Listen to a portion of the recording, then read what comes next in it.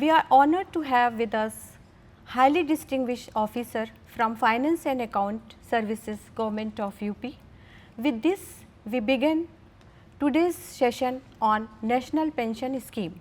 Along with these topics, the role and importance of artificial intelligence, cyber security in these area will also be discussed.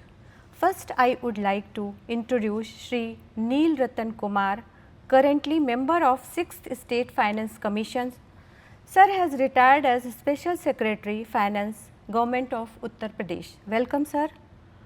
A stalwart officer of 1986 batch of Finance and Account Services, with over 3 decades of experience in various finance departments, his field of expertise includes public financial management, state government budget formulation, market borrowing, government guarantees, government lending, NPS, pension, SNA, SPERSH, etc.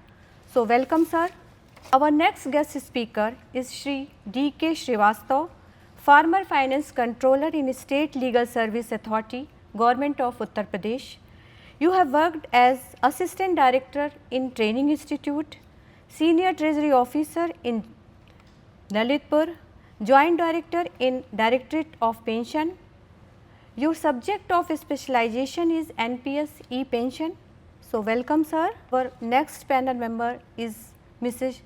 Pratima Mishra, OSD, Directorate of Treasury, Uttar Pradesh. Welcome, ma'am. She is an officer of 2000 batch UP Finance and Account Service with 10 years experience of working in Directorate of Pension during implementation of NPS. Also, you have 13-year experience in implementation of Treasury, computerization and IFMS. You have significantly contributed to execution of plans which currently running in Government of Uttar Pradesh. In this session, as a curator, we have Srimati Seema Singh, Assistant Director IFMTR, and Srimati Vijaya Raju, Assistant Director IFMTR. So, let us begin this enriching session. जिन्हें आपसे मेरा पहला जो प्रश्न है, कर्मचारियों में इसकी जटिलता को लेकर एक भ्रम रहता है। क्या एनपीएस में कैसे निवेश में रिटर्न हमें प्राप्त होता है, इसमें सब्सक्राइबर क्या अपेक्षाएं कर सकते हैं? सीमा, आप एनपीएस में या ओपीएस में? एनपीएस में। Okay, so answer for me, आपको एनपीएस कितना सरल या कॉम्प्लिकेटेड लगता है?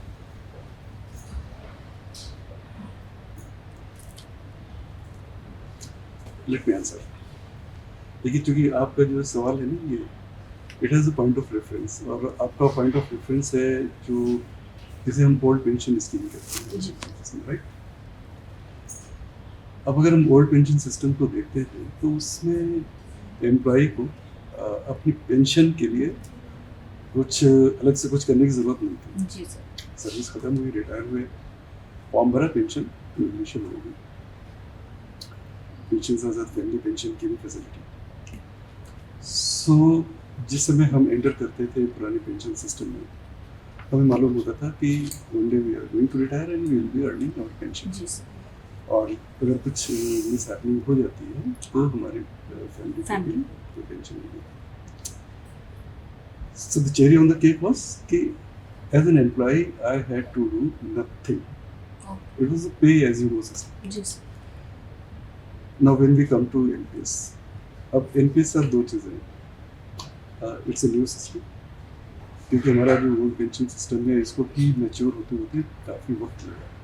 जी। हमें मालूम है कि 61 में ये हमारे रिटायरमेंट बेनिफिट रूल्स आए थे। जो आज जिस शेप में हम देखते हैं ओल्ड पेंशन सिस्टम को, वो पहले वैसा इतना लिबरल नहीं हुआ था। धीरे धीरे इसमें कई चीज़ें ऐड होती चली गई, लिबरल होते चला गया। जो एक लेटेस्ट जो सबसे आखिर में जो इसमें एक सुधार हुआ था, आपको मालूम होगा कि पहले जो टेम्प्रेरी एम्प्लॉइज़ थे, अगर उनका कंफर्मेशन नहीं हुआ तो उन्हें पेंशन नहीं मिलती। Things evolve over a period of time.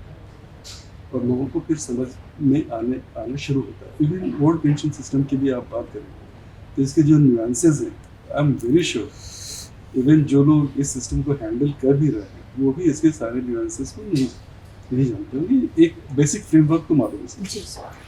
So that was one part. Second part, coming to NPS. The NPS is admittedly a complex system. इसमें एम्प्लॉय को, because this is contribution based, employee को contribute करना होता है।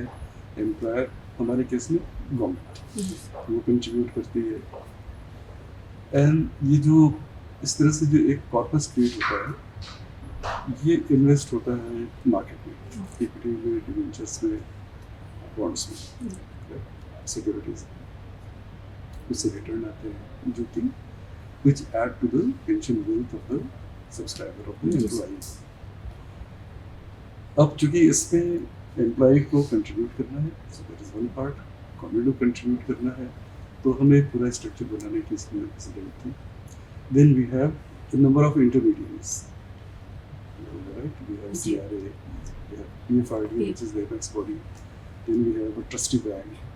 Then we have even custodian, हमारा stock holding corporation है।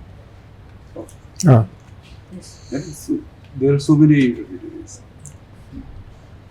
तो इस पूरे सिस्टम के थ्रू, इस पूरे आर्किटेक्चर के थ्रू हमारा NPS ऑपरेट करता है। Yes. So अगर कोई ये कहता है कि it's not a complex system, then that is not correct. It is a complex system. और आपने जैसे रिटर्न की बात की, इसमें कई ऑप्शंस हैं। एज यू नो,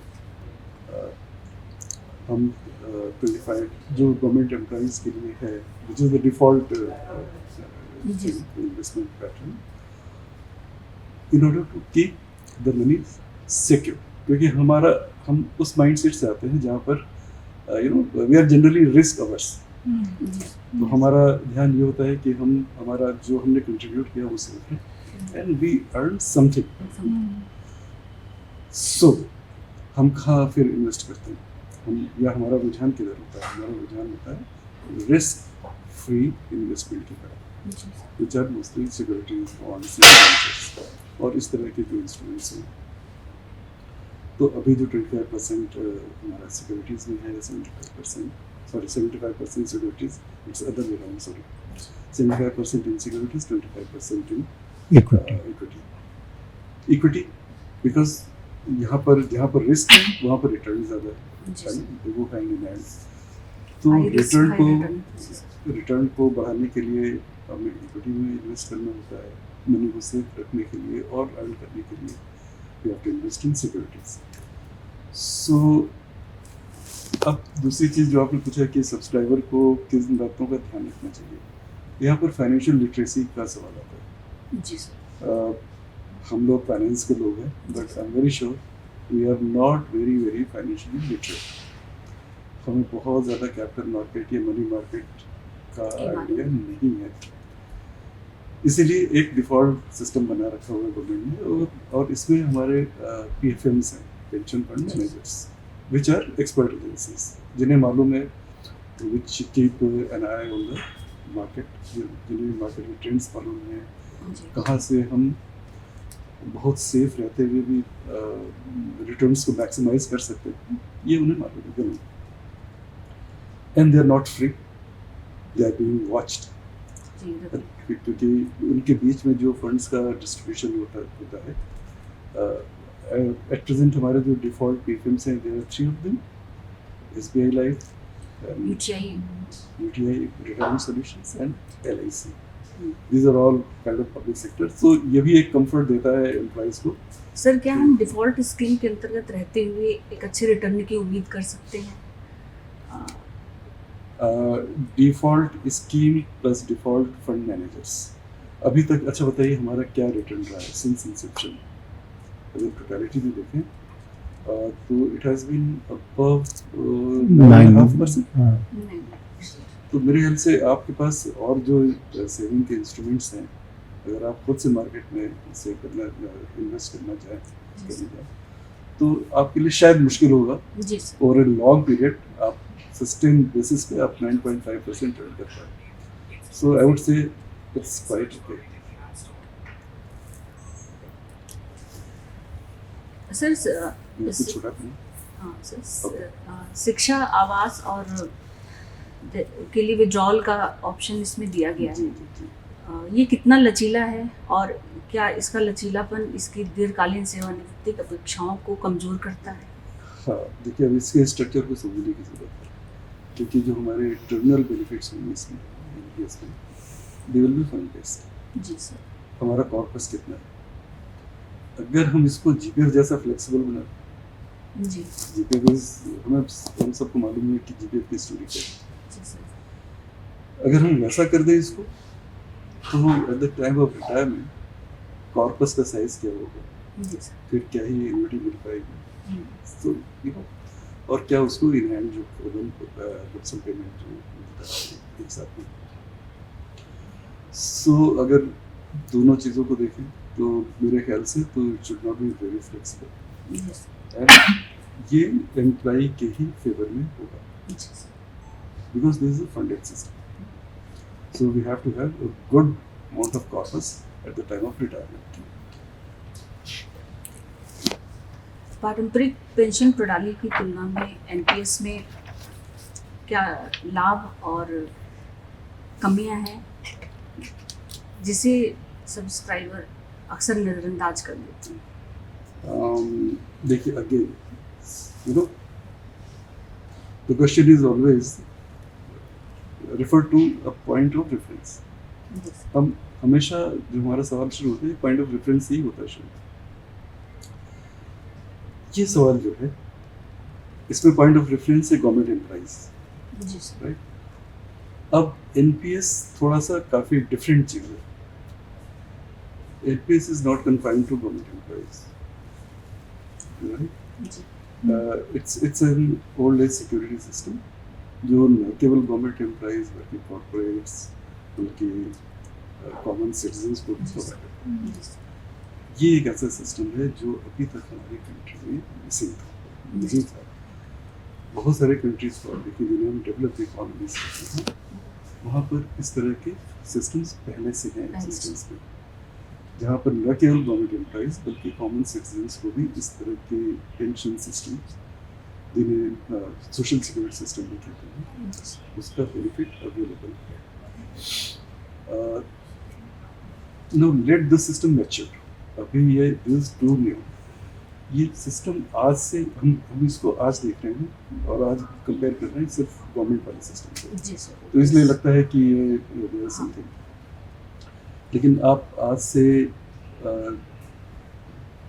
30-40 साल आगे का सोचें, जबकि ये पूरा सिस्टम काफ़ी मैच्योर हो चुका होगा, उस समय के जो बेनिफिट्स होंगे वो उस पर हमें ध्यान देने की ज़रूरत है। और in the long run yes, NPS is going to be a much better system. It will be a more equitable system. आप जब आप लोग पढ़ रहे होंगे NPS के बारे में, NPS के बारे में, उसमें एक जनरेशनल इक्विटी की बात आती है, राइट। एक डिपेंडेंसी रेशियो का कंसेप्ट आता है। तो generational equity old pension system में बिल्कुल भी नहीं, which is there in this NPS. Honestly, अगर मुझसे आज कोई पूछे कि if this NPS is so good, so would I like to switch to NPS? मेरा आंसर क्या होगा? I would say no, for obvious reasons. But considering everything, I would say yes, NPS in the long run, for the society at large, is going to be a good system. ठीक। Sir, NPS में AI की भूमिका को हम कहाँ कैसे देख सकते हैं, विशेषकर निवेश ये के संबंध में सर? अब देखिए, इसमें इस सवाल को 3 पार्ट में बांटने की जरूरत है। एक पार्ट है पॉलिसी मेकर, जी सर। दूसरा है वो हम जैसे लोग जो कि इसको इम्प्लीमेंट करेंगे, और तीसरे सब्सक्राइबर्स। जी sir. So AI for whom and from whose perspective? That is the question. As a policymaker, AI certainly it's a good tool. जी सर। AI करता क्या है? Makes our life Human easy. Ji, Makes our life easy. okay. AI does 2-3 things. क्योंकि देखिए बहुत सारा data scattered, it's floating there in the Yes, sir. cyberspace and in the physical universe also. When we say data, we mean not only numbers, we mean text, we mean images, we mean audio, everything. Whatever is happening there, that's all data, that's all information. Artificial intelligence does कि वो ये करता है कि ये जो जितना भी इंफॉर्मेशन फ्लोट कर रहा है ये उसको देखता है, एनालाइज करता है, क्लासिफाई करता है, पैटर्न्स डिटेक्ट करता है और डिसीजन मेकिंग में हेल्प करता है, सिमुलेशंस क्रिएट करता है। Now let me tell you something interesting. जिस समय ये पेंशन रिफॉर्म्स की बात चल रही थी, आई रिमेंबर ये actually there were a few committees, उसमें वर्ल्ड बैंक भी इन्वॉल्व था and world bank had this tool kit, it was called trust, pension reform options simulation tool kit. ये एक एक्सेल बेस्ड सिस्टम था, it was simple, it was nothing like AI, it was a simple system. इसमें I participated in that program and let me tell you कि उसमें 6-7 states थे and UP was the only state to win a license to use that toolkit. तो उसमें हमें करना ही होता था, उसमें कई तरह के इनपुट्स थे, जैसे हमें general demography of government employees, pensioners, उनका एज प्रोफाइल, पे स्ट्रक्चर, ये सारी चीज़ें उसमें इनपुट करानी होती थी। And then we use to play around कि यदि गवर्नमेंट कुछ अगर हम कोई फंड क्रिएट नहीं करते हैं तो पे बिल किस तरह से मूव करेगा और पेंशन बिल्स किस तरह से मूव करेंगे over a period of decades, right. और अगर गवर्नमेंट आज से कुछ फंड्स क्रिएट करना शुरू करती है, कुछ उसके लिए एक पेंशन फंड क्रिएट करना शुरू करती है, तो उसका इम्पैक्ट किस तरह से होगा in the short future, right, in the medium term and in the long term. तो वो सारी चीज़ें हम लोग देखी थी। So that was a very basic thing. अब आज तो हमारे systems बहुत ही advanced हैं, right? We have tremendous processing power. I mean limitless storage and tremendous processing power. So from the point of view of policymakers, AI is very useful. They can play around data, they can see what system where. अभी just let me give you a simple example. अच्छा, and nothing is universal. जैसे अभी UPS के बारे में आपको मालूम, मैं जब अगर ज़्यादा बोलने लगूँ तो मुझे रोक दीजिए। यूपीएस के बारे में आपने जैसे अभी गवर्नमेंट ऑफ इंडिया ने किया है all India central government service के लिए and for all India service. Please let me know when my time is up. No, sir. Okay, तो 10% एम्प्लॉय शेयर एंड 18.5% गवर्नमेंट। 18.5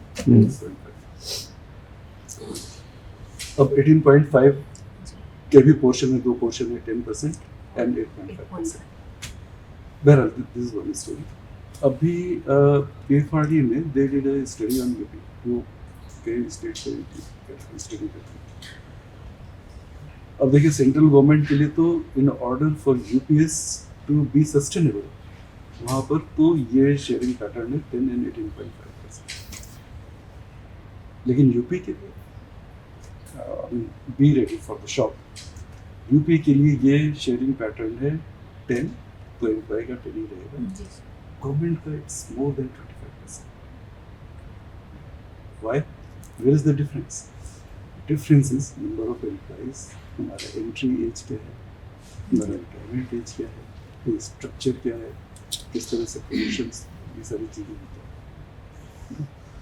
तो वो सारी चीज़ें, और पास्ट में किस तरीके से क्या हमारे एम्प्लॉइज आते रहे हैं, कैसे रिटायर होते रहे हैं, और हमारा जो एज प्रोफाइल पेंशनर्स का क्या है, इन सारी चीज़ों को स्टडी करके ये एक्चुअल कैलकुलेशन है। So there is actual calculation for UP government, उसमें it's more than 25%।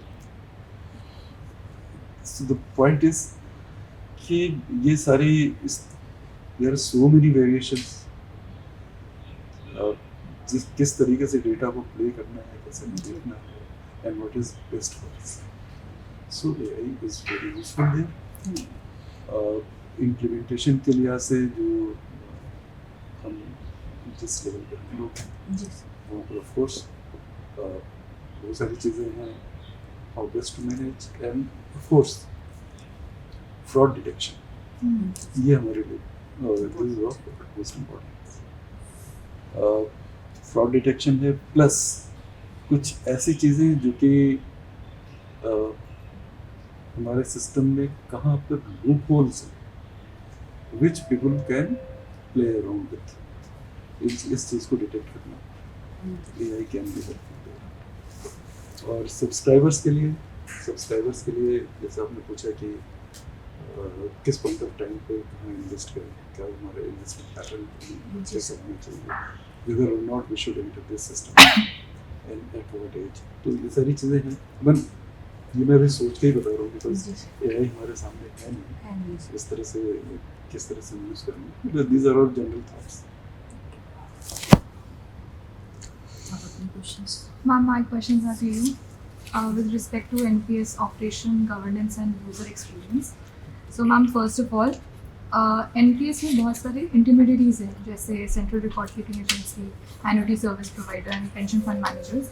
So ma'am, from the perspective of the subscriber, कहाँ पे subscriber को ये महसूस होता है कि देरी हो रही है या inefficiency है, कहीं lagging हो रही है? एक्चुअली जब गवर्नमेंट एम्प्लॉय के पर्सपेक्टिव में हम एनपीएस की बात करते हैं तो there is a proper system in place. UP में स्पेशली जो हम सिस्टम फॉलो करते हैं that is quasi centralised model for registration and contributions and upload of the files. So directly किसी भी इंटरमीडियरी से एम्प्लॉय को उतना इंटरेक्ट, सब्सक्राइबर को उतना इंटरेक्ट नहीं करना पड़ता है वंस प्लान इज जनरेटेड, क्योंकि सारे सिस्टम्स जो हैं वो ऑलरेडी कंप्यूटराइज्ड हैं, उनके पास एक्सेस है, उनके पास एक ऐप है, अवेयरनेस है. मेनली उनका interaction day to day in case of NPS is through the DDO. तो ड्राइंग एंड डिस्बर्सिंग ऑफिसर या उस पर्टिकुलर ऑफिस का बहुत बड़ा रोल है उनके सारे इश्यूज़ को सॉल्व करना, क्वेरीज़ को सॉल्व करना. तो ये रीच हमारा थोड़ा सा अभी मुझे ऐसे लगता है कि डीडीओ ऑफिसर्स में कम है. लेवल ऑफ इंफॉर्मेशन वहाँ पर कितनी है, कितना वो हेल्प कर सकते हैं सब्सक्राइबर को, ये थोड़े से इश्यूज़ हैं जिन पे अभी और काम होना बाकी है. सेकेंडली हर एक डिस्ट्रिक्ट में जो हमारा ट्रेजरी का ऑफिस है वो उनका एक नोडल ऑफिस की तरह काम करता है.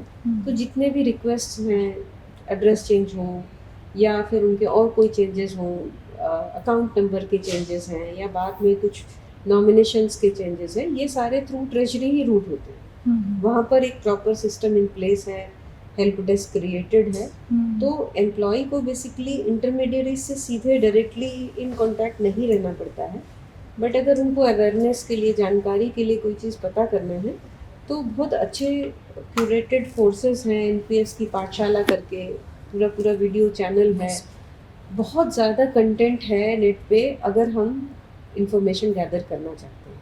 इसके अलावा एज अ सजेशन हम लोग जहाँ भी ट्रेनिंग्स में जाते हैं या ऑफिसर्स को कहते हैं, जहाँ कहीं भी इस्टेब्लिशमेंट की ट्रेनिंग हो रही है वहाँ पर एम्प्लॉयज़ को क्या ड्यूज़ मिलने हैं, उनके क्या रोल्स हैं, क्या डिडक्शंस हो रहे हैं, उनका मैनेजमेंट, डेटा मैनेजमेंट कैसे करना है, इसकी ट्रेनिंग हर एक एम्प्लॉय को ज़रूर होनी चाहिए. और लाइक सर सेड अभी कि एनपीएस एक ऐसा सिस्टम है जिसपे एम्प्लॉय का awareness from day one is very important. सारे कंट्रीब्यूशंस चले गए कि नहीं, सारे एरियाज़ में कंट्रीब्यूट कर चुके हैं या नहीं, किस तरह का फंड मैनेजर या फंड का चॉइस होना चाहिए इन्वेस्टमेंट पैटर्न का, ये सारे इन्फॉर्मेशन हमें खुद गैदर करना है. तो यहाँ पर एक रोल आता है जहाँ पे हम टेक्नोलॉजी से, आईटी से हेल्प ले सकते हैं. बहुत कंटेंट है और अगर हम जानना चाहते हैं तो बहुत सारी चीज़ें वहाँ पर अवेलेबल हैं. इसके अलावा हम लोग एज इनिशिएटिव ये कर सकते हैं कि जो सब्सक्राइबर्स के लिए अवेयरनेस कैंप्स होते हैं, अवेयरनेस के वर्कशॉप्स होते हैं, वो एनएसडीएल ऑर्गेनाइज करता है. प्रोटीन का नया नोमेनक्लेचर है, तो वहाँ से रिक्वेस्ट करके सीआरए के माध्यम से ये वर्कशॉप्स होती रहती हैं. तो उनमें भी एम्प्लॉयज़ को बहुत इन्फॉर्मेशन है. तो डिलेज एज इट इज़ उस लेवल पर उतना नहीं है, स्मूथली चलता है स्कीम. बस हमें प्रॉम्प्टली अपना फॉर्म टाइमली भर देना है, ऑनलाइन हो चुका है, या हमारा कोई भी डेटा चेंज है तो हमें अपडेट रहना है। बस इतना ही सब्सक्राइबर्स का रूल है इस पूरे स्कीम में। मैम दिस इज़ ट्रू कि जो सब्सक्राइबर्स हैं तो काफ़ी सब्सक्राइबर्स से जो मैंने बात करी तो उनको पता चला कि वो लॉगिन भी नहीं किया उन्होंने। अवेयरनेस नहीं है। यस मैम, ये awareness problem is something that is very much lacking in this.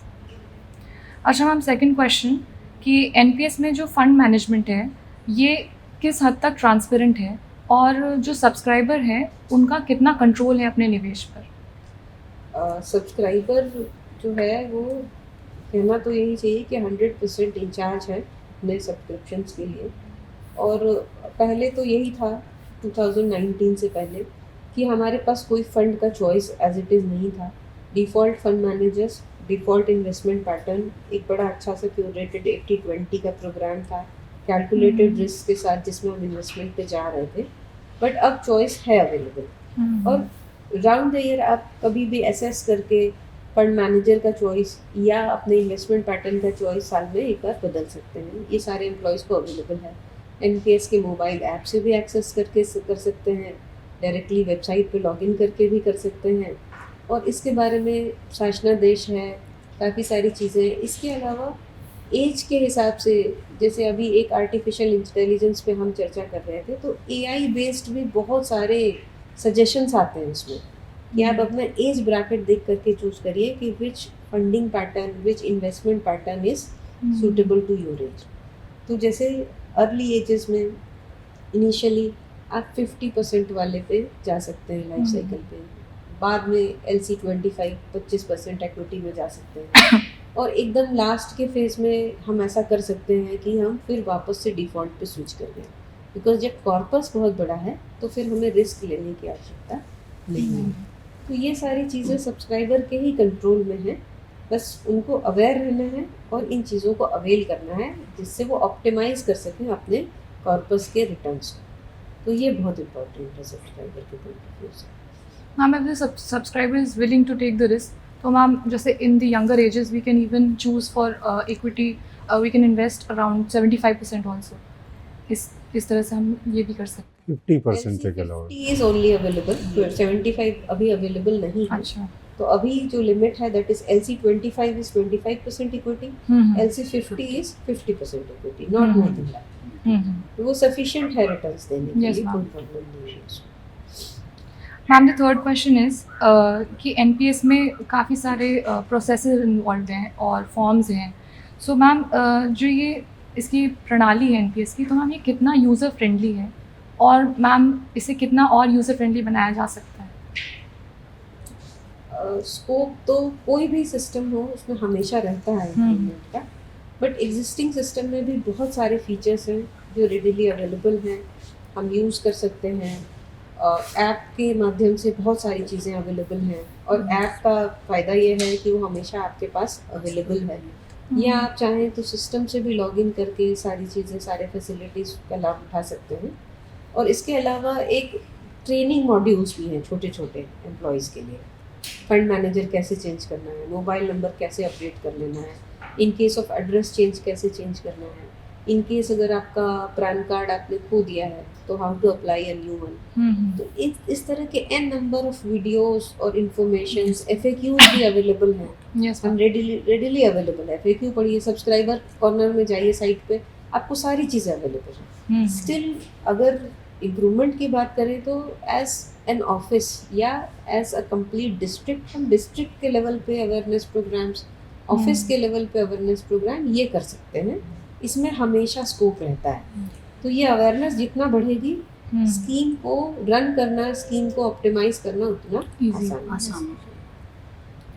Ma'am the fourth question is कि जिला और विभागीय स्तर पर जो सब्सक्राइबर्स होते हैं उन्हें नॉर्मली किन प्रकार के चैलेंजेस का सामना करना पड़ता है विद रिस्पेक्ट टू एनपीएस, और हम कितना वहाँ के जो लोकल गवर्नेंस है उसको स्ट्रेंथन कर सकते हैं टू डील विद इट? अभी जैसे क्या हुआ कि कोई भी शासनादेश होता है, सपोज डियरनेस, ये रिलीफ अनाउंस होता है पेंशनर्स के लिए, अलाउंस अनाउंस हुआ एम्प्लॉयज़ के लिए। तो एम्प्लॉयज़ में ये होता है कि आपको कंट्रीब्यूट करना है 10%, पे कमीशन है 10% करना है, एरिया से 10% मैंडेटरी कंट्रीब्यूशन है। कुछ ऑफिसेज हैं जहाँ पर इस लेवल का अवेयरनेस नहीं है, वो डिडक्शन नहीं करते, या एम्प्लॉय है उसका प्रान आते आते टाइम लग गया, कुछ मंथ्स का सब्सक्रिप्शन छूट गया। और दो शासना देश में जियोज में इस तरह की व्यवस्था है कि जिस मंथ आपने ज्वाइन किया है उसको छोड़ के नेक्स्ट मंथ से आपका मैंडेटरी कंट्रीब्यूशन होना चाहिए। कोई अगर ड्यूरेशन छूट गया है तो एरियर्स में डिडक्शन कर सकते हैं। 2019 से और उसको इजी किया गया कि आप मल्टीपल इंस्टॉलमेंट्स ऑफ एरियर एक ही साथ कटा सकते हैं, सो दैट जितना एरियर अमाउंट है एक बार में आपके खाते में हो जाए। इस तरह की बहुत सारी चीज़ें, डिसीजंस हुए, पॉपुलराइज हुए, सर्कुलेट हुए हैं लोगों में। लेकिन मुझे अभी इससे ये लगता है कि जो स्टैब्लिशमेंट सेक्शन होता है, स्पेशली जो बिल सेक्शन है हमारे इस्टेब्लिशमेंट का ऑफिसेज का, उनकी एक अलग से अवेयरनेस ट्रेनिंग होनी चाहिए। और इसके अलावा मैं ट्रेजरीज को और भी कहती हूँ कि जब भी आपके पास पे बिल आता है, हम 25th से पे बिल एक्सेप्ट करना शुरू करते हैं। एनपीएस का कोई भी बिल कभी भी पेंडिंग नहीं रखना चाहिए, बिकॉज हमें उनके कंट्रीब्यूशन को एक प्रॉपर चैनल के थ्रू मार्केट के इन्वेस्टमेंट तक पहुंचाना है। जितना जल्दी वो पहुंचेगा उतना ऑप्टिमाइज होकर के रिटर्न उस कंसर्न व्यक्ति को मिलेगा। तो ये कुछ चीज़ें हैं जिन पे हम थोड़ा सा वर्क कर सकते हैं। ये चैलेंजेस सब्सक्राइबर फेस करता है, ट्रांसफ़र हो गया, डेटा ट्रांसफ़र नहीं हो रहा है तो प्रॉब्लम आएगी। कुछ ट्रेजरीज ऐसे हैं जहाँ पर डीडीओ ने रिक्वेस्ट कर दिया कि नहीं आप ट्रांसफ़र करिए, प्रान भी ट्रांसफ़र करिए, उसमें टाइम लग जाता है कभी कभी। तो ये चीज़ें हम लोग धीरे धीरे आयरन आउट कर रहे हैं। जैसे mandatory shifting of subscriber from one treasury to another, ये हम लोगों ने बंद कर दिया। उसको अपना मैपिंग कर रहे हैं मैच एंड बुक पे, कि जब आपका सब्सक्रिप्शन मैच एंड बुक होगा तो ऑटो ट्रांसफ़र हो जाएगा। अब ये कभी कभी ये इश्यूज आते हैं कि जिनको नहीं पता है उन्होंने शिफ्टिंग डाल दी, अब आप एक दिन वेट कर रहे हैं कि आपको नया अपडेटेड डिटेल मिले तो अपडेट हो। तो ये थोड़े थोड़े चीज़ें हैं जिनको हमें प्लग करने की ज़रूरत है। अदरवाइज स्कीम काफ़ी स्मूथली रन कर रही है, उसमें बहुत समस्याएं अब नहीं बची। अच्छा ma'am, final question from my side is कि मैम साइबर सिक्योरिटी आजकल एक बहुत बड़ा चैलेंज है। सो मैम सिंस जो एनपीएस है वो भी हेवीली डिजिटलाइज्ड है, तो मैम इसमें साइबर सिक्योरिटी से रिलेटेड क्या क्या चैलेंजेस हो सकते हैं एनपीएस में, और मैम कैसे सब्सक्राइबर अपने आप को स्ट्रेंथन कर सकता है, कैसे जो संस्थाएं वो अपने आप को कर सकती हैं एम्पावर की मतलब इसको फेस करें साइबर सिक्योरिटी में। अगर हम इंस्टीट्यूशंस की यानी ऑफिसेज की बात करते हैं तो लाइक आई सेड, हमारा एक डीडीओ का ऑफिस है जहाँ से सैलरी क्रिएट हो रही है, और दूसरा ऑफिस है हमारा ट्रेजरी का। इन इंटरमीडियरीज के लेवल पे जो हैं आधार मैप हो चुके हैं और आधार बेस्ड ओटीपी बेस्ड लॉगिन है, उसके बिना लॉगिन नहीं कर सकते। तो यहाँ पर तो एकदम हमारा सिस्टम इन प्लेस है कि हम किसी भी साइबर फ्रॉड से बच सकते हैं। बिकॉज अनटिल आप यूज़र आईडी डालेंगे, पासवर्ड डालेंगे, आधार के लिए परमिशन दे करके ओटीपी डालेंगे, तब तक आप सिस्टम में एक्सेस नहीं कर सकते। सब्सक्राइबर्स के लिए क्या है कि उनके पास एक पैन नंबर है जो उनका यूज़र आईडी एंड आईपिन है या पासवर्ड है, उसका एक मैंडेटरी पासवर्ड चेंज का ड्यूरेशन पहले से लगा हुआ है। सब्सक्राइबर एज इट इज़ सिर्फ 2 ही 3 रिक्वेस्ट हैं जो खुद से करते हैं, और उसमें सबसे मेन रिक्वेस्ट है फंड मैनेजर के चेंजेस की। फंड मैनेजर चेंज रिक्वेस्ट जो है वो जब सब्सक्राइबर करता है अपने ऐप से या लॉगिन करके, तो वो ऑफिस पे नहीं जाती है या नोडल ऑफिस पे नहीं जाएगी फॉर अप्रूवल, सीधे चली जाती है अप्रूवल के लिए। वहाँ पर इन्होंने क्या किया है कि मल्टी फैक्टर ऑथेंटिकेशन को लेके आए हैं ताकि कोई साइबर फ्रॉड यहाँ पर ना हो पाए। अब यहाँ क्या करते हैं, यहाँ पर 2 पासवर्ड एक साथ, 2 ओटीपी एक साथ आते हैं। एक आएगा हमारे रजिस्टर्ड मोबाइल पे, और ये मोबाइल नंबर वो होना चाहिए जो हमारे प्राण के डेटाबेस में है और जो आधार में सीड है। तो हमारा एक ओटीपी आया यहाँ और दूसरा ओटीपी आता है हमारे ईमेल पे। Unless we have access to both, हम आगे अपना रिक्वेस्ट को बढ़ा नहीं सकते। तो अपने तरफ से उन लोगों ने एक सिस्टम इन प्लेस रखा है कि कोई भी साइबर सिक्योरिटी का इंसिडेंट ना हो कि ब्रीच हो गई security. But as subscriber, as users, हमारे अंदर एक जो हाइजीन होना चाहिए आईटी सिस्टम्स को यूज़ करने के लिए, जो एक मेथड होता है कि हम रेगुलर पासवर्ड चेंज कर रहे हैं, एंटीवायरसेस रख रहे हैं, पासवर्ड शेयर नहीं कर रहे हैं, ओटीपीज, एमएफएस का ध्यान रख रहे हैं। तो ये चीज़ें हमें लगातार इसी मामले में नहीं हर जगह करनी चाहिए। तो वो अवेयरनेस आई थिंक इवेंचुअली आएगी, बिकॉज आईटी सिस्टम पे जितना हेविली हम अब रिलाई करने लगे हैं, तो ये हमें अपने अंदर डेवलप करना ही पड़ेगा। तो सिमिलरली सभी सब्सक्राइबर को करना पड़ेगा, ऐप से एक्सेस करें, अपडेटेड रखें, सिक्योरिटी अपडेट्स हमेशा रखें, एंटीवायरस इंस्टॉल करके रखें, पासवर्ड किसी को शेयर ना करें। तो ये बहुत ज़रूरी है। एक ही इंसिडेंट है इसमें, क्या होगा कि पैसा विड्रॉ हो सकता है बिकॉज हम विड्रॉल अलाउ करते हैं, बट विड्रॉल रिक्वेस्ट जब तक आपका हार्ड कॉपी का साइंड फॉर्म पहुंच करके नोडल ऑफिस से अप्रूव नहीं होता, तब तक विड्रॉल रिक्वेस्ट टेकअप नहीं होती। तो वहाँ भी हम एक लेयरिंग करके, पेपर ट्रेल क्रिएट करके एक सिक्योर सिस्टम बना के चले गए हैं। तो होपफुली इस तरह का कोई इंसिडेंट रिपोर्ट अब नहीं होना चाहिए। लेकिन अवेयरनेस इज इम्पॉर्टेंट, अलर्ट रहना इम्पॉर्टेंट है, वो सभी सब्सक्राइबर्स को करना चाहिए। Thank you ma'am. Over to you ma'am. Sir, हम आपसे एनपीएस के अंतर्गत एन्युटी प्लान के बारे में कुछ प्रश्न करना चाहेंगे।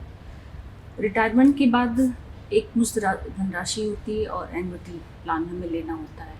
क्या इसको एक मुश्त लेना सही होता है या इसका भुगतान डिफर करना उचित होता है? देखिए, जब आदमी रिटायर होता है कोई भी गवर्नमेंट एम्प्लॉय,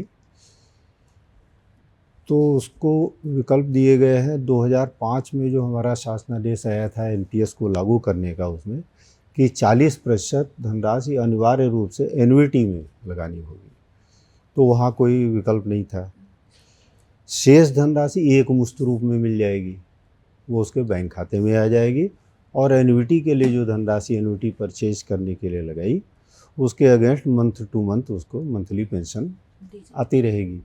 ये था 2015 में जब एग्जिट एंड विड्रॉल रेगुलेशन आया है, तो उसने फिर चीज़ों को थोड़ा सा और यूजर फ्रेंडली बनाया है। जैसे कि 2 लाख रुपए तक अगर आपका है कार्पस, वो छोटा अमाउंट है, कम पेंशन मंथली मिलेगी, तो उसको आप पूरा लमसम ले जाइए।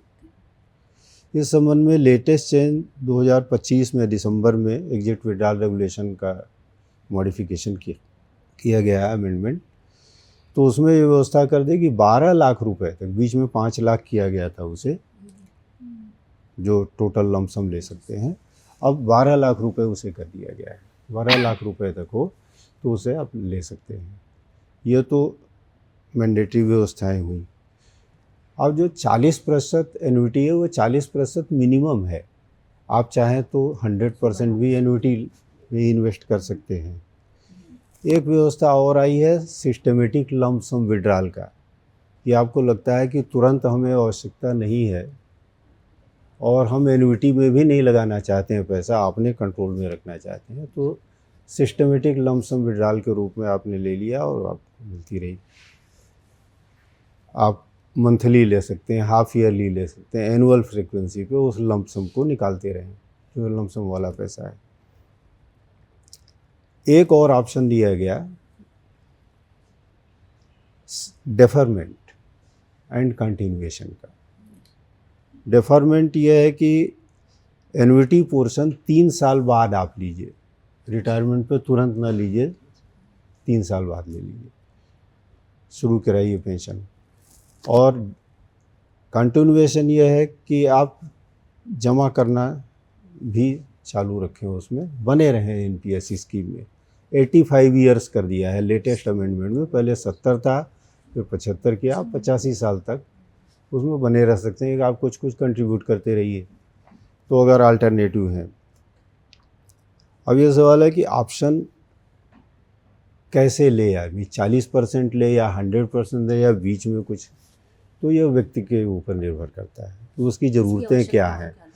जैसे किसी ने हाउसिंग लोन ले रखा है, हाउसिंग लोन की किस्त आ रही है, वो किस्त वो 2 तरीके से दे सकता है। एक तो 100% एन्युटी ले और एन्युटी में से ले करके किस्तें भरता रहे।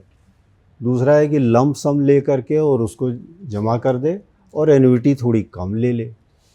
तो ये व्यक्ति पे ऊपर और मार्केट कंडीशन पे डिपेंड करेगा कि एक मुश्त चुकाने में फ़ायदा उसे है या एन्युटी से पेमेंट करने में फ़ायदा है, तो जिसको जैसा हो। हाँ, अगर कोई ज़रूरत न हो, एक सामान्य सिद्धांत के रूप में अगर आवश्यकता नहीं है, तो एन्युटी मैक्सिमम पोर्शन पे रखने में ही भलाई है। कारण आपको बता रहे हैं कि लंप सम के रूप में जो धनराशि ली, मान लीजिए आपका 1 करोड़ रुपया है, 1 करोड़ में से 40 लाख आप ले सकते हैं, बाध्यता है, 1 करोड़ की भी ले सकते हैं। आपको जो एन्युटी मिलती है वो 600 से लेके 650 से 850 पर लाख के हिसाब से मिलती है। तो आपने कम कर दिया अगर पोर्शन, तो आपके हाथ में तो जैसे लमसम ले लिया तो एन्युटी कम हो गई। अब लमसम में जितना पैसा आपके पास आ रहा है वो आप सोच रहे हैं कि हम इन्वेस्ट करेंगे कहीं और ज़्यादा रिटर्न ले लेंगे, इसलिए लमसम ले रहे हैं। हो नहीं पाता है प्रैक्टिकली, वो अन्य चीज़ों में खर्च हो जाता है और इन्वेस्ट जो करना है वो बहुत कम कर पाते हैं। तो इसलिए बेहतर यही रहता है, हमारा सजेशन है कि ज़्यादा से ज़्यादा अगर आवश्यकता नहीं है तो एन्युटी में ही आप उसे पड़े रहने दीजिए। आपको जो हर महीने पेंशन मिलेगी वो ज़्यादा ज़रूरी। सर अगला सवाल हमारा है, किसी कर्मचारी की मृत्यु की स्थिति में उसके परिवार के लिए उपलब्ध विकल्प जटिल हो सकते हैं, इसको अधिक संवेदनशील और सरल कैसे बनाया जा सकता है? देखिए, इस समय जो मृत्यु की स्थिति में सेवारत मृत्यु जब होती है तो 2 ऑप्शन हैं। उसके लिए विकल्प तो 19 मई 2016 के शासनादेश से दिया गया था। वो वर्कर के कर्मचारी विकल्प दे सकता है, कर्मचारी के आश्रित, कि हम एनपीएस में जो पैसा जमा हुआ है उसमें से एन्युटी और लमसम के जो सिस्टम है रिटायरमेंट के समय जनरल, उससे ले सकते हैं। फ़र्क बस ये होगा कि इसमें एन्युटी की जो मिनिमम सीमा है वो 80% होगी। दूसरा विकल्प यह है कि हम पारिवारिक पेंशन लेंगे, परिवार के ऊपर है, वो जैसा चाहे। अब इन 2 विकल्पों में 8 अप्रैल 2022 के शासनादेश से ये किया गया कि अगर पारिवारिक पेंशन का विकल्प ले रहे हैं तो पहले ये सिस्टम था कि पूरा का पूरा पैसा सरकार को वापस आ जाता था एनपीएस में जो पड़ा हुआ है। अब यह है कि एनपीएस में जो पैसा पड़ा उसमें सरकार ने जो जमा किया था और उस पर जो रिटर्न आए थे वो सरकार के पास आ जाएगा, शेष उसके नामिनी को दे दिया जाएगा। उसका खुद और का जो कंट्रीब्यूशन यस, और फैमिली पेंशन मिलती रहेगी। अब ये विकल्प कर्मचारी के लिए आसान हो सकता है, लेकिन उसके आश्रितों के लिए बड़ा मुश्किल होता है चुनना कि हम कौन सा विकल्प लें। कभी कभी तो ऐसे में भारत सरकार ने एक सिस्टम कर दिया है अपनी एनपीएस नियमावली में, ये व्यवस्था रूल नंबर 10 में कर दी है कि जैसे ही सेवा ज्वाइन करेंगे तो प्रारूप 1 भर करके आप, यानी सरकारी एम्प्लॉई जो ज्वाइन कर रहा है वही बताएगा कि हमारी मृत्यु होने पे या हमारी अपंगता होने पे हम पुरानी पेंशन वाली पेंशन लेना चाहते हैं या एनपीएस के फंड को 80-20 के हिसाब से लेना चाहते हैं। और कुटुंब का प्रारूप 2 में विवरण दिया जाएगा। कुटुंब का विवरण जैसे शादी नहीं हुई है बाद में आप चेंज कर दीजिए, ये ऑप्शन है। ये यूपी गवर्नमेंट ने अभी एडॉप्ट नहीं किया है। 16 अक्टूबर 23 को शासनादेश हुआ, उसमें एनपीएस की बहुत सारी चीज़ों को हम लोगों ने फौरी तौर पे टेम्प्रोरी अरेंजमेंट के रूप में, इंटरिम अरेंजमेंट के रूप में एक्सेप्ट किया है। लेकिन यूपी गवर्नमेंट में अभी एनपीएस नियमावली आनी बाकी है, शीघ्र ही जब आ जाएगी तो हम उम्मीद करते हैं कि इस तरीके की व्यवस्थाएं यूपी के भी एम्प्लॉइज़ को उपलब्ध होंगी और तब इनके आश्रितों को और आसानी होगी। एक यहाँ पे एक क्वेश्चन, जैसे इन सर्विस डेथ में आप ये कर दिया है कि at the time of joining वो अपना ऑप्शन दे देगा। अब सपोज किए कि अब 2-3 सिनेरियोज हो सकते हैं। आज ज्वाइन किया, अनफॉर्चुनेटली 2-3-4 साल में डेथ हो गई। आज ज्वाइन किया, रिटायरमेंट से 1 महीना पहले डेथ हो गई। तो इस तरह के सिनेरियो में क्या ज़्यादा बेनिफिशियल होगा डिपेंडेंट्स के लिए, वो थोड़ा सा इसको देखने की ज़रूरत पड़ सकती है। हाँ। तो क्या यहाँ पर वो जो ऑप्शन जो उसमें at the time of entry, क्योंकि अगर टुवर्ड्स द एंड उसकी डेथ हो रही तो उससे कॉर्पस काफ़ी ज़्यादा हो चुका होगा। आई मीन, तो क्या सर इसमें उसको एक चेंज? फैक्टर और आ जाएगा। हाँ। अगर रिटायरमेंट से 1 महीना पहले रिटायर हो रहे हैं तो मे बी पॉसिबल कि उनके फैमिली में कोई एलिजिबल मेंबर ही ना हो फैमिली पेंशन के लिए, और अगर वो खुद भर गए ऑप्शन कि हम पुरानी पेंशन लेंगे तो सर वहाँ पर फिर हो सकता है कंटेस्ट करें बच्चे कि नहीं हमको तो एनपीएस का ही बेनिफिट चाहिए, बिकॉज वो सर नॉमिनी को पूरा पैसा मिलता है।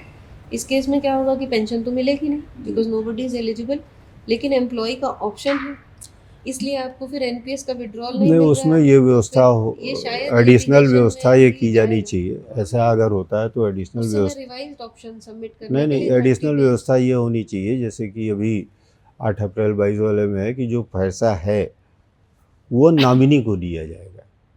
तो अगर फैमिली पेंशन का ऑप्शन किसी ने दिया भी है और फैमिली पेंशन के लिए कोई एलिजिबल नहीं है, तो जितना भी फंड है वो नॉमिनी को देने की, जैसे हम लोगों ने 8 नहीं, अप्रैल सर, 22 के, नॉमिनी को तो मिलेगा employee share plus return. Employer share plus return का नुकसान हो जाएगा हमको ना। नहीं अगर नहीं, हमने- एम्प्लॉयर शेयर और एम्प्लॉई शेयर दोनों दिया जाए। हाँ, अभी ये वही है कि अगर changes इस करने वाले पड़ेंगे, रूप में अगर है करने पड़ेंगे फिर ये तो ये सरकार इस पे विचार करेगी, इसीलिए शायद इंटरिम व्यवस्था में इसे अभी नहीं लिया गया है। तो उचित जो होगा एम्प्लॉय के हित में ये सरकार एनपीएस नियमावली जब अपनी बनेगी तो उसमें होगा। सर एनपीएस के अंतर्गत जो एन्युटी उत्पाद क्या वास्तव में आकर्षक हैं या इनको इसमें और नवाचार की आवश्यकता है? एनपीएस के अंतर्गत जो एन्युटी प्रोडक्ट्स हैं, उत्पाद हैं, ये एन्युटी सर्विस प्रोवाइडर्स द्वारा दिए जाते हैं। 15 एन्युटी सर्विस प्रोवाइडर पीएफआरडीए ने रजिस्टर्ड कर रखे हैं। 2 प्रकार के हैं। ये देखने के लिए एन्युटी प्रोडक्ट,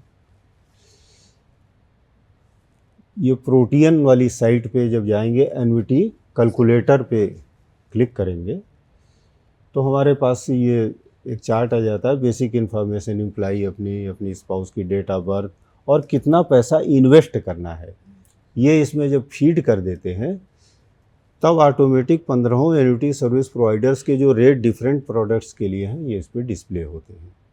पहली चीज़ हम ये बताना चाहेंगे। अब टाइप्स ऑफ प्रोडक्ट जो अवेलेबल हैं वो 2 श्रेणी में है, एक with return of purchase price और दूसरा है without return of purchase price. With return of purchase price में 3 वेरिएंट्स हैं। एक annuity for life. Annuity for life का मतलब हुआ कि जब तक सरकारी कर्मचारी जो एनपीएस का है वो जिंदा है तब तक उसे एन्युटी मिलेगी और उसके बाद उसका जो नॉमिनी है उसको सारा पैसा जो परचेज प्राइस है वो दे दी जाएगी, रिटर्न ऑफ परचेज। नेचुरली चूँकि return of purchase price company को देना है तो ऐसी स्थिति में रेट कम मिलेंगे एन्युटी के। दूसरा है joint life annuity. Joint life annuity में स्वयं को, फिर उनकी मृत्यु होने पे पति या पत्नी को एन्युटी मिलती रहेगी और उसके बाद फिर परचेज प्राइस जितना भी 70 लाख 80 लाख 1 करोड़ 2 करोड़ लगाया है वो उसके नॉमिनी को मिल जाएगा। तीसरा ऑप्शन, और जिसे डिफ़ॉल्ट ऑप्शन भी रूल्स में बताया गया है, वो ये है कि पति या पत्नी को, एम्प्लॉय फिर पति या पत्नी को, उसके बाद आश्रित माता को, फिर उसके बाद आश्रित पिता को और उसके बाद रिटर्न ऑफ परचेज प्राइस कर दी जाएगी जो नॉमिनीज हैं उन्हें। तो इसके बाद दूसरा विदाउट, जिसमें परचेज प्राइस रिटर्न नहीं कराना चाहता है आदमी, उसमें लाइफ, एन्युटी फॉर लाइफ और ज्वाइंट लाइफ वाले 2 ऑप्शन हैं। नेचुरली चूँकि इसमें joint return of purchase price नहीं कराना है तो रेट्स थोड़े हायर मिलते हैं। जो पैसा उधर वापस करेगी कंपनी वो इधर एन्युटी के रूप में आपको वापस दे देगी। और ये लगभग 650 रुपये इस समय जो रेट चल रहे हैं इस साइड पे, डे टू डे ये रेट बदलते हैं। 650 रुपये से लेकर 850 रुपये पर लाख किससे आप ले रहे हैं, नहीं हो रहा है तो ठीक है। अब आपने पूछा कि इसमें क्या मतलब बेहतर क्या हो सकता है। हमारे विभाग में हमेशा से ये रहा, पीएफआरडीए की एक मीटिंग हुई थी उसमें भी हमने ये कहा था कि ये एक ऑप्शन होना चाहिए और इन्फ्लेशन का कुछ करेक्शन हो। जैसे इसमें आपका 650 रुपये पर लाख मिलना है तो 650 मृत्यु होने तक मिलना है। 15 साल बाद 20 साल मृत्यु हो तो 650 रुपये आज तो काम चल जाएगा आपका पर लाख में, लेकिन 10 साल बाद नहीं चलेगा। तो इंक्रीजिंग वाला कोई प्लान होना चाहिए कि आज हमें 650 दिएगा, आप सब 500 देंगे, लेकिन इसको हर साल थोड़ा सा बढ़ाते चलिए। तो इस तरह के ऑप्शंस हैं कुछ। अदर्स में है 3% क्या है, लेकिन अदर्स में इसमें चार्ट में भी इम्प्लाई को ये व्यवस्था एनपीएस ट्रस्ट या सीआरए लोग दिखावें तो उन्हें ये मालूम है कि साहब इंक्रीजिंग वाला भी ले सकते हैं, तो उसको चूज करना आसान हो जाएगा। सर अगला प्रश्न है हमारा कि एनपीएस के जो कर्मचारी हैं उनमें एक साथ जिज्ञासा रहती है कि हमारी पेंशन मासिक कितनी बनेगी। क्या इससे संबंधित कोई कैलकुलेटर आधिकारिक वेबसाइट पर उपलब्ध है और उसकी गणना हम कैसे कर सकते हैं? देखिए, एनपीएस कैलकुलेटर एनपीएस ट्रस्ट ने, पीएफआरडीए ने और सीआरए ने कई बार बनाए। इस समय जो लेटेस्ट है वो एनपीएस ट्रस्ट की आधिकारिक वेबसाइट पे एक कैलकुलेटर दिया है उन्होंने। ये अनुमानित है, इस पे बहुत सारे क्राइटेरिया पे कैलकुलेशन किए गए हैं, वो इसमें फीड करने होते हैं। जैसे ये है कि आपका कितना कार्पस इस समय है प्रेजेंट, हर महीने कितना कटाएंगे ये भरना होगा, और नीचे और भी बहुत सारी चीज़ें। आप कितना पैसा इन्वेस्ट करना चाहेंगे एनवीटी के लिए, 100% करना चाहेंगे या 40 से 60 के बीच में कहीं, ये भरना होगा। तो इसमें जैसे हमने एक कैलकुलेशन के लिए कहा कि 100% वाले पे कि कुल कितनी पेंशन अधिक से अधिक बन सकती है, दे करके एक एग्जाम्पल किया है। इसे कैलकुलेट का बटन फिर दबा देना होता है। और भी क्राइटेरिया हैं, वो भी आप बदल सकते हैं अपने हिसाब से, एनुअल ग्रोथ वगैरह।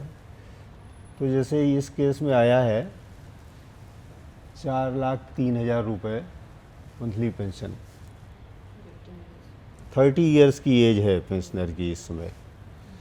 तो 30 साल बाद ये 4 लाख अभी बहुत ज़्यादा हमें लग सकते हैं, लेकिन 30 साल बाद 4 लाख की क्या वैल्यू होगी, हो सकता है कि सफिशिएंट हो। तो फिलहाल ये मिलेगा, इन्होंने एक कैलकुलेटर डाल रखा है, इस पर अपने डाटा भर करके कोई भी देख सकता है कि कितनी पेंशन लगभग बनेगी। ये 100% एन्युटी 100%। अब 40% पे अगर करना है तो 4 लाख जैसे बन रही है, तो 4 लाख का आप 40% कर लीजिए, उतनी बन जाएगी। 1,60,000 और बाकी उसके बदले फिर आपको ये 7 करोड़ जैसे ये बना हुआ है, 7 करोड़ में से 7 छक्के 42, 4 करोड़ रुपए आपको लमसम मिल जाएगा। तो लमसम 4 करोड़ लेना चाहते हैं और पेंशन 1,60,000 लेना चाहते हैं, या 4 करोड़ पूरी पेंशन लेना चाहते हैं और कोई नहीं लेना चाहते हैं, ये इम्प्लाई टू इम्प्लाई डिपेंड करेगा। कर लाभ को अक्सर प्रमुख लाभ के रूप में देखा जाता है। एनपीएस के अंतर्गत प्रमुख कर लाभ क्या है? क्या इसे दीर्घकालिक रूप से अपनाने के लिए प्रोत्साहित करते हैं? पहले तो दूसरे क्वेश्चन का ही आंसर हम आपको ये बताना चाहेंगे कि इसमें प्रोत्साहन जैसी कोई बात नहीं, क्योंकि ये तो कंट्रीब्यूटरी पेंशन सिस्टम है और इसमें कंट्रीब्यूशन 10% कटना है और वो जमा होना, उससे फिर रिटर्न आपके आएंगे, सरकार 14% देगी, और मतलब ये सब है। क्या कर लाभ इस समय हैं, ये ज़्यादा रेलेवेंट है। कर लाभ 3 तरीके, ये एग्जेम्प्ट एग्जेम्प्ट एग्जेम्प्ट कैटेगरी में ये आता है इनकम टैक्स के लिए। पहले एग्जेम्प्ट का मतलब कि आपका जो पैसा कट करके इन्वेस्ट हो रहा है वो एग्जेम्प्ट है। सरकार जो जमा कर रही है उस पर भी टैक्स नहीं लगना है। जो रिटर्न आएगा उस पर मार्केट में बढ़ता चला जाएगा एनएवी बढ़ने के कारण, वो भी एग्जेम्प्ट होगा। और रिटायरमेंट के समय जो लंप सम रूप में धनराशि ली जाएगी उसका 60% एग्जेम्प्ट केवल होगा। 60% वैसे तो सरकारी कर्मचारी जो रिटायर हो रहा है उसका तो 60% मैक्सिमम है ही, तो 60% एग्जेम्प्ट होगा। लेकिन डेथ केसेज में जब 80% ले लेंगे, या नहीं 12 लाख रुपए तक जैसे ये हुआ है कि आप फुल कार्पस ले सकते हैं, तो 12 लाख रुपए पे फिर आपका 60% 12 छक्का 72 7 लाख रुपए तो एग्जम्प्ट हो जाएगा, बाकी आपका टैक्सेबल हो जाएगा। तो ये टैक्सेशन का फिलहाल सिस्टम है। एक चीज़ और कि ये ओल्ड इनकम टैक्स में भी पुरानी प्रणाली और नई प्रणाली आ गई है। तो नई वाली प्रणाली में जो आपका ये इन्वेस्टमेंट वाला है या आपके तनख्वाह से जो कट के पैसा लग रहा है उसका एग्जम्पशन नहीं है, क्योंकि नई कर प्रणाली में बहुत सारे एग्जम्पशन ख़त्म कर दिए गए हैं, उसमें ये भी ख़त्म है। 80C के अंतर्गत जो आता था, या एक वॉलंटरी अगर कंट्रीब्यूशन करना चाहें तो 50,000 रुपये तक और कर सकें तो उस पर कर छूट मिलती थी, तो अपने कंट्रीब्यूशन वाला इसमें 80C वाला ख़त्म कर दिया गया है। सर अगला प्रश्न हमारा है कि एनपीएस के अंतर्गत एआई और डेटा एनालिटिक्स इसके अंतर्गत सेवानिवृत्ति की योजनाओं को कैसे परिवर्तित कर सकते हैं, और क्या हम अधिक स्मार्ट और पूर्वानुमान आधारित पेंशन प्रणाली की अपेक्षा कर सकते हैं? देखिए, इसमें दो चीज़ें हैं।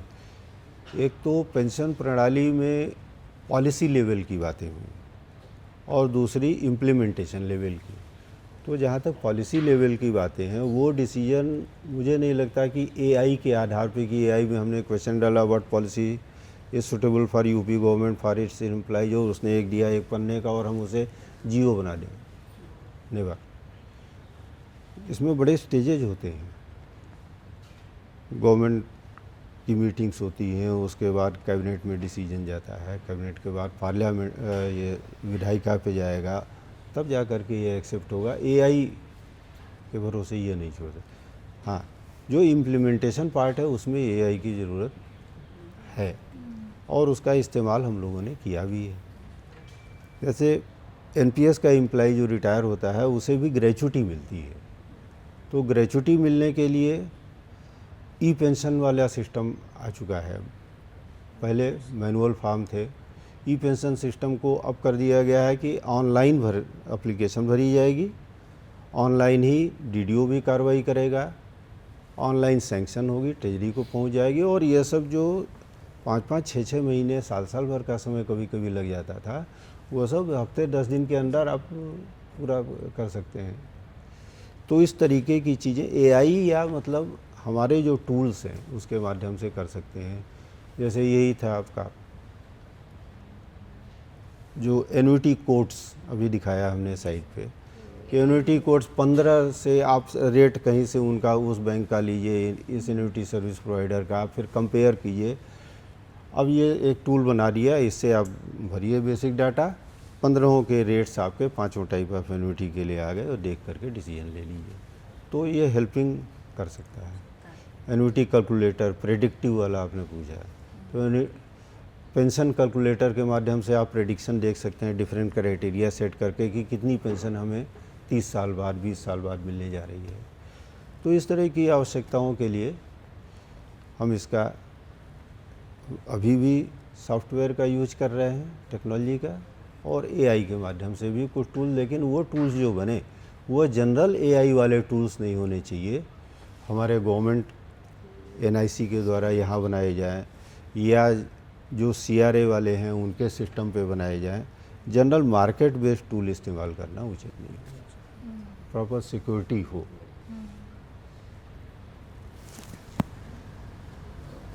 सर मैं थोड़ा सप्लीमेंट करना चाहूँगा जी। देखिए, एआई ये एक ऐसा फील्ड है ना, इसमें इतनी तेज़ी के साथ काम हो रहा है, और ये मतलब no AI is almost like natural intelligence, काफ़ी हद तक ये हो चुका है, और आगे इसमें और चीज़ें आ रही हैं, क्वांटम कंप्यूटिंग। एआई को हम we can use as a tool, हम एक डिसीजन मेकिंग के लिए ज़रूर उसको यूज़ कर सकते हैं। मतलब it's not 100%, it's not 100% off, but it's very convenient, it can be convenient tool. Depend करता है कि how intelligently we use it और कौन सा AI टूल हम यूज़ कर रहे हैं। और मेरा थोड़ा सा एक ये difference of opinion, I don't think A government agencies like NIC they can prepare an AI which can compete with Claude AI और इस तरह की जो AIs। So I would say कि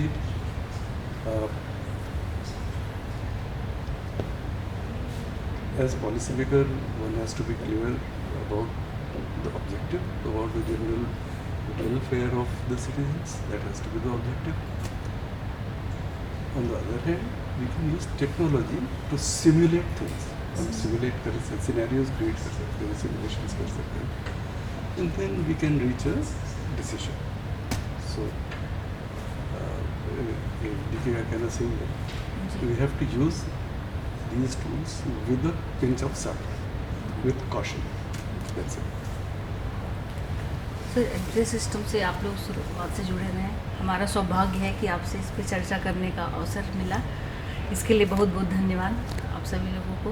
और भविष्य में फिर इस पर अगर समय मिला तो इस पर चर्चा सर। हम तो DK से धन्यवाद। Thank you sir. Thank you. Thank you sir, thank you ma'am. And of course, Pratma ने तो पूरा सिस्टम ही